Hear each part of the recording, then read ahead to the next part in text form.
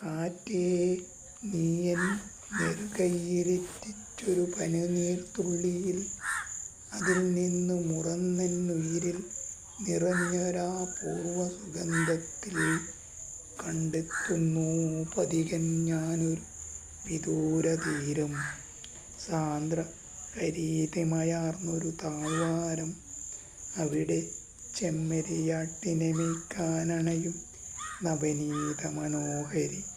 അവൾ തൻ പൂങ്കവിളു തുടിപ്പിച്ചൊഴുകും മുന്തിരിനീരിൻ മധുരിമയാർന്നൊരു ഗാനം, അതിലലതല്ലും പവിത്രരാഗസരത്തിൻ മൂവരും മുങ്ങിത്തൊഴുതുണരുന്നൊരു പനിനീർ പൂവിൻ വിശുദ്ധ നിശ്വാസം.